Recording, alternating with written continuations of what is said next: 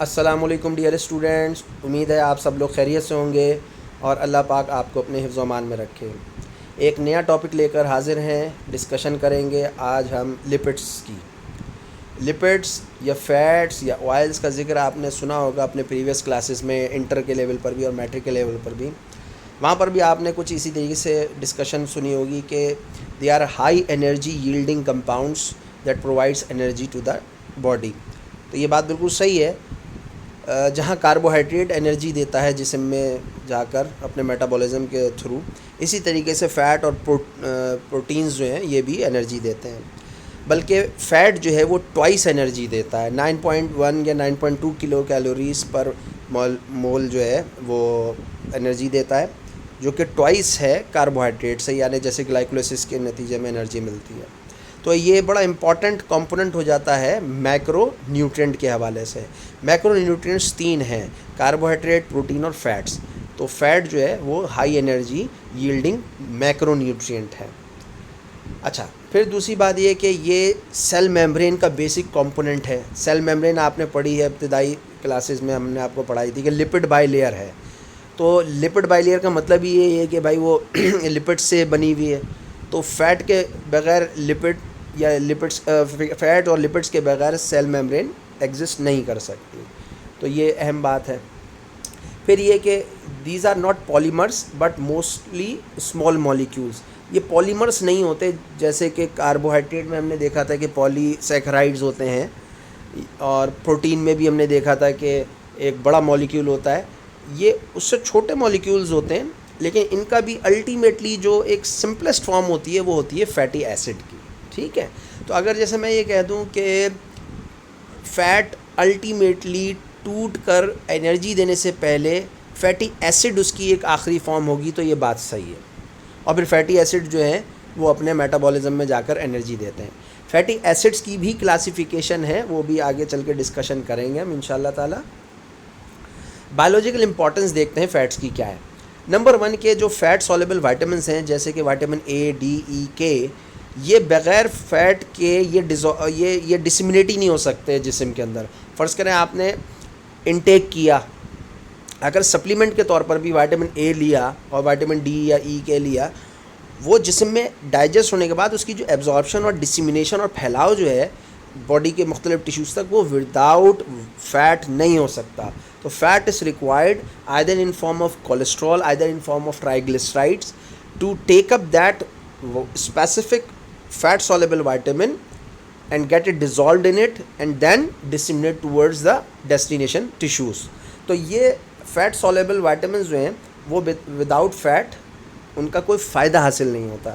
تو یہی فیٹ کی ایک امپورٹنس ہے، اور فیٹ کا یہ ایک فائدہ ہے کہ جو ہم غذا کے ذریعے فیٹ soluble vitamins لیتے ہیں ان کو ٹیشوز تک پہنچانا، یہ فیٹ کا کام ہے، نمبر 1۔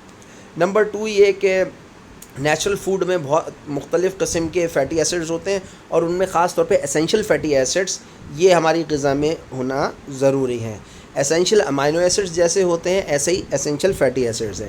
اسینشیل فیٹی ایسڈز 3 ہیں: ایریکڈونک ایسڈ، لینولیک ایسڈ اور لینولیک ایسڈ۔ یہ 3 اسینشیل فیٹی ایسڈز ہیں جو کہ غذا میں ہونا لازمی ہے تاکہ ہماری صحت برقرار رہے اور ہیلدی اسٹیٹس مینٹین رہے۔ پھر یہ کہ فیٹ جو ہے وہ ایڈیپوز ٹیشو میں اسٹور ہوتے ہیں۔ ایڈیپوز ٹیشو سے مراد یہ کہ وہ ٹیشوز جہاں پر فیٹی اسائل گلیسرول یعنی ٹرائی اسائل گلیسرول یا ٹی جیز کی شکل میں ڈپازٹ ہو جائیں، تو یہ اس کے لیے اسٹوریج ہاؤسز ایگزسٹ کیے ہوئے ہیں۔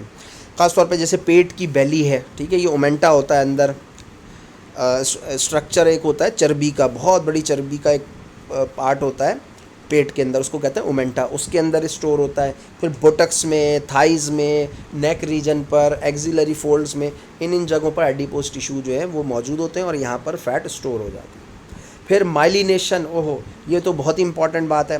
نیورون کو اگر آپ یاد رکھیں، جو نیورون کا جو نرو کا سیل کا اسٹرکچر ہے، اس میں بیسیکلی 3 پارٹ ہوتے ہیں: ایگزون، سیل باڈی اور ڈینڈرائٹ۔ ایگزون جو ہے وہ ایک لینئر اسٹرکچر ہوتا ہے جس کی ایک خاص لینتھ ہوتی ہے، اور اس کے اوپر ایک مائلن شیٹ چڑھی ہوئی ہوتی ہے. دراصل وہ جو مائلن شیٹ ہوتی ہے نا وہ فاسفولپڈز ہی ہوتے ہیں. تو مائلینیشن کرنے کے لیے فیٹ کی ریکوائرمنٹ ہے. یعنی اگر نرو سیل کو پروٹیکٹ کرنا ہے, نیورون کو پروٹیکٹ کرنا ہے, تو مائلینیشن ضروری ہے. اور مائلینیشن سے اس کی جو ایکشن پوٹینشیل پرفارمنس ہے یا نرو کنڈکشن پراپرٹی ہے وہ تیز ہو جاتی ہے, انہانس ہو جاتی ہے. That's why fat is needed for brain myelination and myelination of the nervous tissue. ٹھیک ہے. پھر اسی طریقے سے الیکٹریکل انسولیٹر بھی ہے. جو نیورونز ہیں بے تحاشا ایگزسٹ کرتے ہیں. کہتے ہیں کہ 100 ٹریلینس نیورونز ہیں انسان کے برین میں.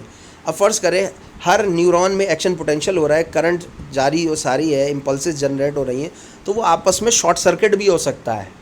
لیکن اللہ کا نظام دیکھیے کہ اس مائلینیشن سے وہ آپس میں شارٹ سرکٹ نہیں کرتے. تو کتنی بڑی امپورٹنس ہے. ٹھیک ہے. پھر آ جائیے سیرم لائپوپروٹینز کی طرف آ جائیے, یا جو لائپوپروٹینز اے بی سی مختلف ہیں. تو لائپوپروٹینز کی بھی اپنی اپنی امپورٹنس ہے. ٹھیک ہے. اور یہ سیل میمبرین میں اور مائٹوکونڈریا میں بھرپور مقدار میں ہوتے ہیں. تو یہ اس کی امپورٹنس ہو گئی. پھر یہ کہ ٹرانسپورٹنگ لپڈس ان دا بلڈ. ٹھیک ہے, بالکل بات صحیح ہے.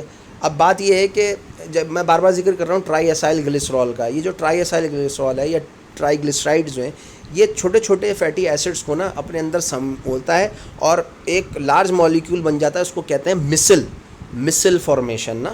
اور پھر اس کے ذریعے جو ہے نا وہ ٹریول کرتا ہے فیٹ ایک جگہ سے دوسری جگہ. یہ بلڈ اسٹریم میں کی بات کر رہا ہوں میں. اور مسل خاص طور پہ جب ہم غذا کھاتے ہیں جس میں فیٹ ہوتی ہے تو مسل زیادہ ڈیولپ ہوتا ہے, اور دیٹس وائی یکدم سیرم لپڈس کے لیول وقتی طور پر بڑھ جاتے ہیں.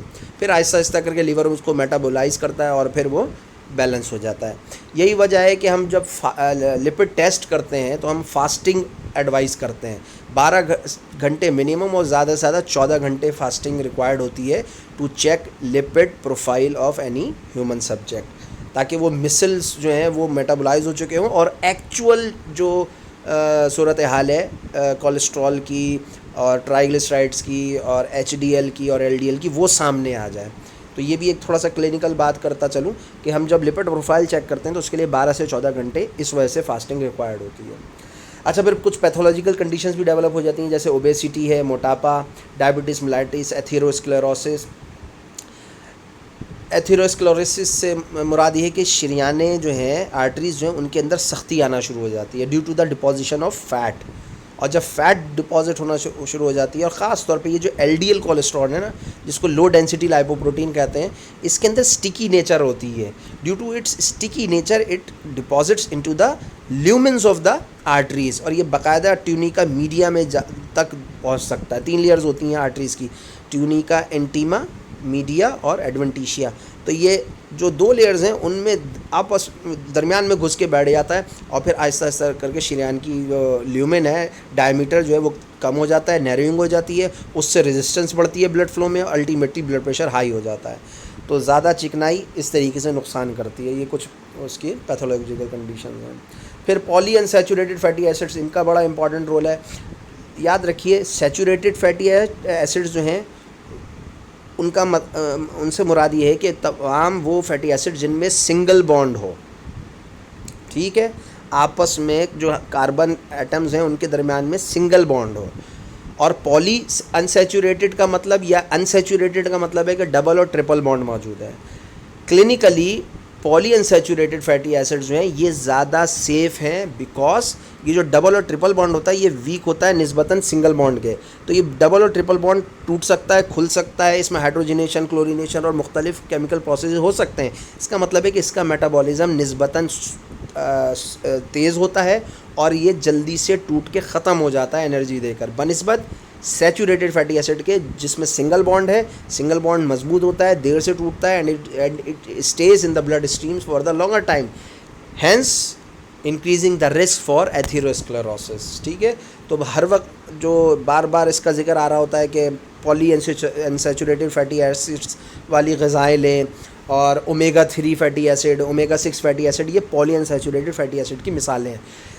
کئی آئل کوکنگ آئلس میں لکھا ہوا ہوتا ہے polyunsaturated fatty acid, omega 3, omega 6. Margins میں لکھا ہوا ہوتا ہے تو یہ بات صحیح ہے کہ یہ ایسے پروڈکٹس جن میں پولی انسیچوریٹڈ فیٹی ایسڈز ہیں یہ سیف ہوتے ہیں.